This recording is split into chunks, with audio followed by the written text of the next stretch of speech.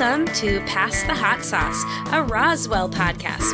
I'm Lorena Rose. I'm Lisa Abigail. And I'm Eliza Ora. And since this is a mini-sode, instead of our normal routine of discussing an episode of Roswell, we're here to continue our discussion on the 1947 Roswell Incident. We're going to wrap up our coverage of the Roswell Incident by talking about what's going on today. So in our last mini-sode, we explored the official government response to the Roswell Incident. Those were two reports published in 1994 and 1997. But as you can imagine, not everyone bought the authorized story. So, what's going on with the Roswell Incident today? Well, this year, 2019, for those of you listening in the future. Future. Marked the 72nd anniversary of the supposed UFO crash near Roswell.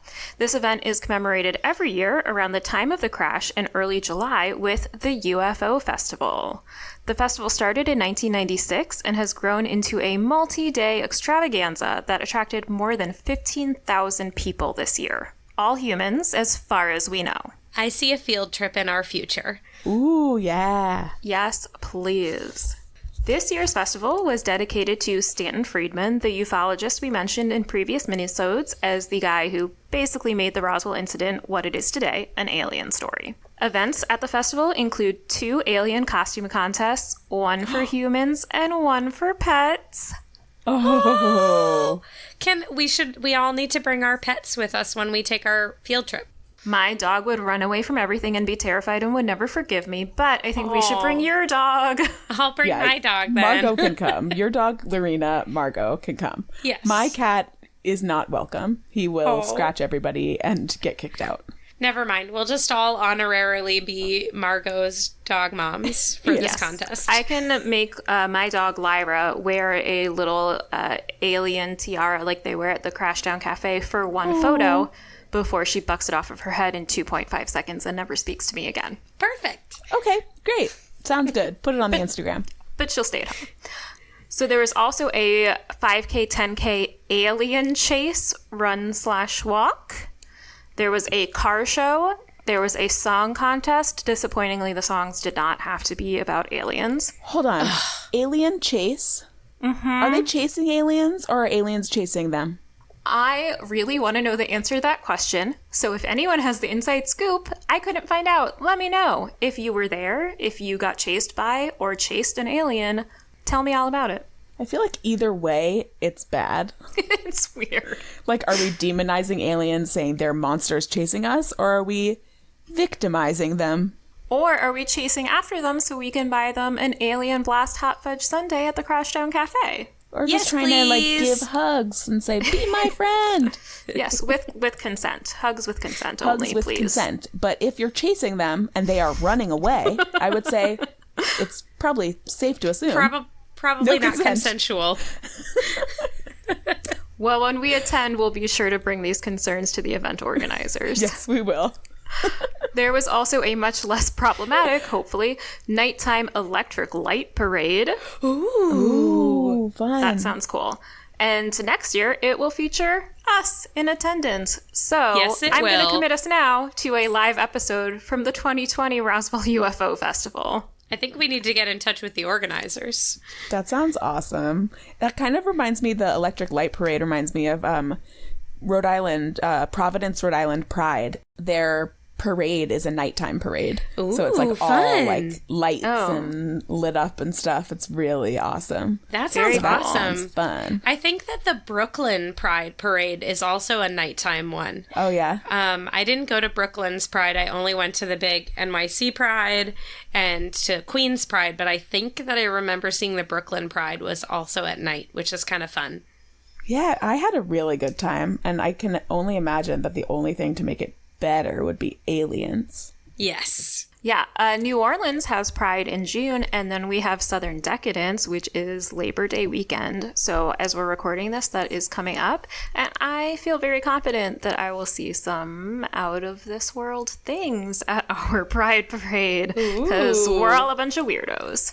So while we are in Roswell, we'll be paying a visit to the International UFO Museum and Research Center. This is the basis for the museum Max works at in the show. It was founded in 1991 by Walter Haut, who had been the public information officer at the Roswell Army Airfield in 1947. He's the one who put out the initial press release claiming that a flying saucer had been found. Oops. And it was co-founded by Glenn Dennis, the guy whose story about alien autopsies was pretty thoroughly debunked, both by the 1997 Air Force report, Roswell Case Closed, and by other researchers like Carl Flock, but he remained active in the UFO community.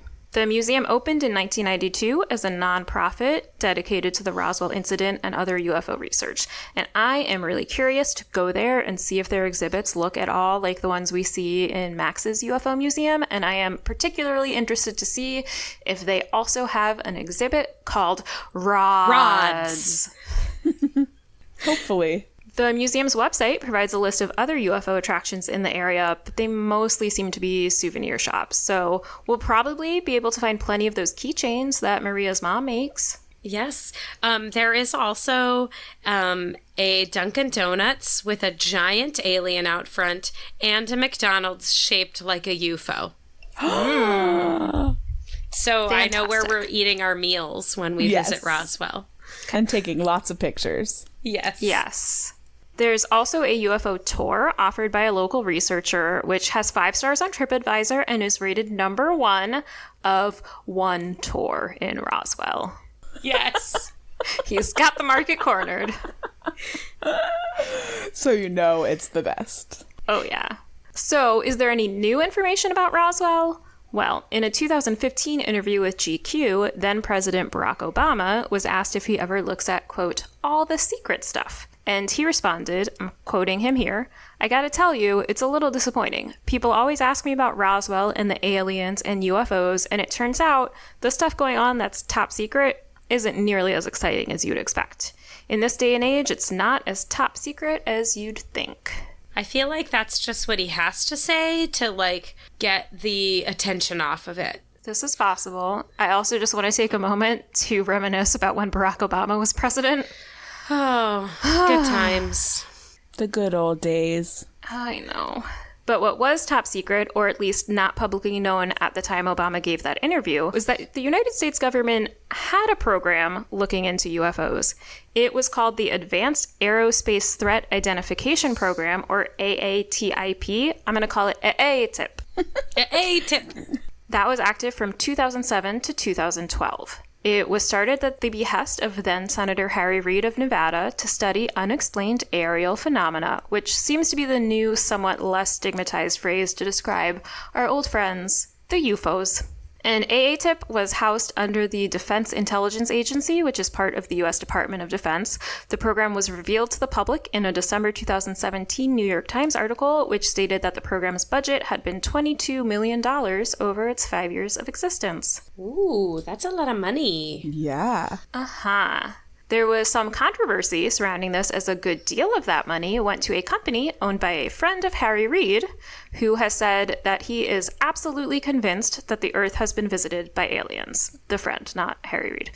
His company was engaged to provide aerospace research, and the program also looked at reports of encounters between military aircraft and unknown objects. A few of these have been made public, so I will link to them in the show notes on our website. They are pretty interesting.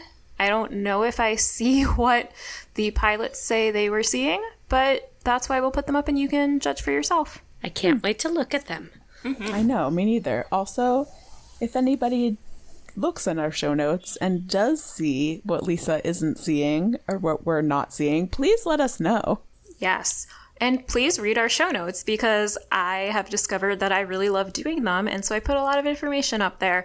So if you ever feel like, I wish I could listen to more of Lisa talking, you can do it with your eyeballs on our website. Just click on show notes.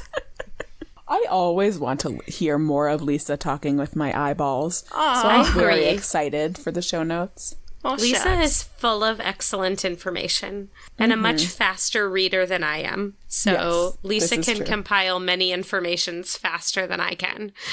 Well, so really the internet is full of lots of information, and I have read many awful, awful, boring, stupid things in addition to all the great things. And so I am just going to act as everyone's buddy who goes through and says, no, don't read that, read this. Yeah, that's very, very useful and helpful, and we appreciate you so much for it. Aww.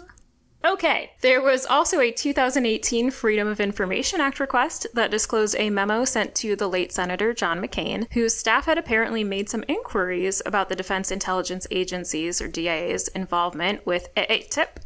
The memo stated that the purpose of AATIP was to investigate foreign advanced aerospace weapon threats from the present out to the next 40 years.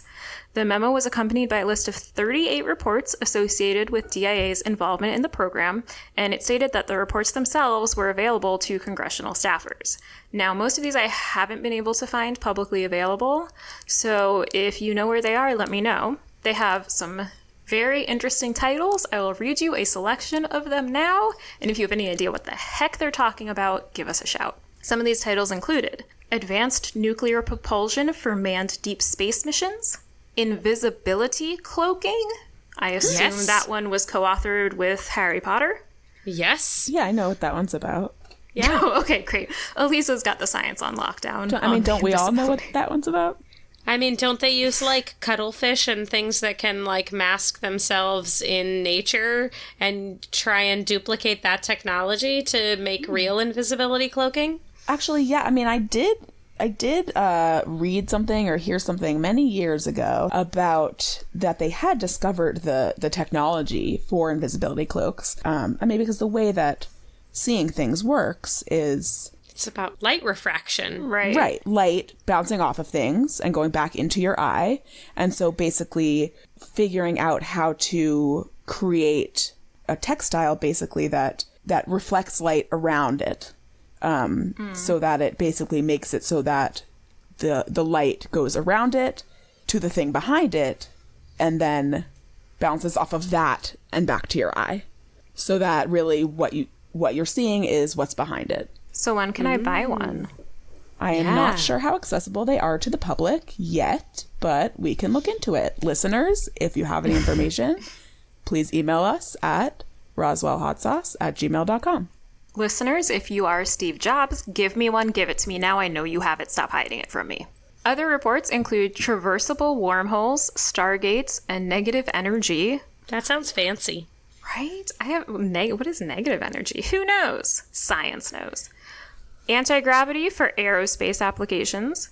Warp drive, dark energy, and the manipulation of extra dimensions. Ooh. I want to go to an extra bonus dimension. Yeah, me too.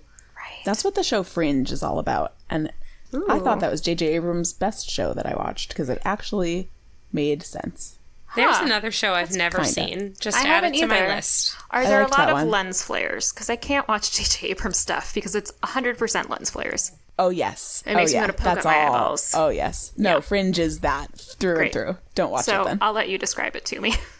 Okay. Other reports, state of the art and evolution of high energy laser weapons. Ooh. Sounds safe. Okay. Detection and high resolution tracking of vehicles at hypersonic velocities. Woohoo. Mm-hmm. And my personal favorite, technological approaches to controlling external devices in the absence of limb-oriented interfaces. And I don't know if I'm interpreting this correctly or not, but the way that I choose to read it is how to control things with your mind. In the absence of limb or... Okay, can you read that whole thing again? Technological approaches to controlling external devices in the absence of limb-operated interfaces. Okay, that kind of stuff exists all the time. It's called assistive technology. Eye gaze. You're ruining my fun. It's about mind control. Okay, sure. I took a class on assistive technology, and we got to use some pretty cool technology where it uses eye gaze to control devices, and it's pretty awesome for people with limited mobility. But yeah, completely alien stuff. Mm-hmm. Yeah, so I'm realizing now that this is like the computer that Steve Gleason uses. And I don't know if he's like big on the national scale, but he's a local guy to New Orleans. He's a football player. And I should look this up. But he is quadriplegic, and so he has one of those computers that you control with your eyes. Mm-hmm. So I'm realizing that that's what they're talking about. But yeah, Eliza had a great time thinking that this was about Just pretend that you are some sort of advanced creature that doesn't even need limbs, and you can just do everything with your brain. Okay. Yeah, that. Sorry for making things boring. It's fine, whatever.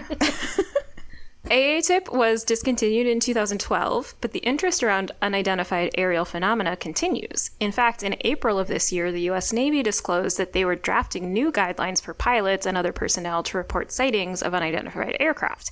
These guidelines are meant to encourage reporting so the Navy can investigate the sightings rather than having folks ignore or downplay anomalous data. Apparently in the past, people were afraid to report these things because they didn't want anyone to say, ooh, there's that UFO nut. Yeah. And they also, if they had data that they couldn't explain, they would just disregard it. And so now they're saying, hey, maybe that could tell us something interesting. Let's take a look at it. Yeah, let's not disregard it, but like actually compile it and try and make some sense of it, even if it doesn't make sense right off the bat. Right. Because, like, there's got to be a reason for whatever people are seeing, whether it is extraterrestrial or not. Yeah, I think we should do a future mini-sode where we talk about what we think these phenomena are. That would be fun. Drones. I'm down. There are a lot of great options. They're all out there. drones. They're all drones. Perfect. I mean, a bunch in of 2019, teenagers. they're all drones, right? Weather balloons. So after ATIP was disbanded, Harry Reid said about it, I'm not embarrassed or ashamed or sorry I got this thing going. I think it's one of the good things I did in my congressional service. I've done something that no one has done before. Of course, if you have listened to our minisodes, you know that's not quite true. There was a multi-decade official government inquiry into UFOs, and we will cover those government programs in future minisodes, so stay tuned for more information. Thanks for joining us for the conclusion of our discussion about the 1947 Roswell Incident. Join us in 2 weeks for our next minisode, where we will be celebrating the 20th anniversary of the pilot of the show airing. And next Tuesday, we will be discussing Roswell Season 1, Episode 5, Missing. And remember, you can subscribe, rate, and review us wherever you get your podcasts if you're enjoying the show to help us spread the word.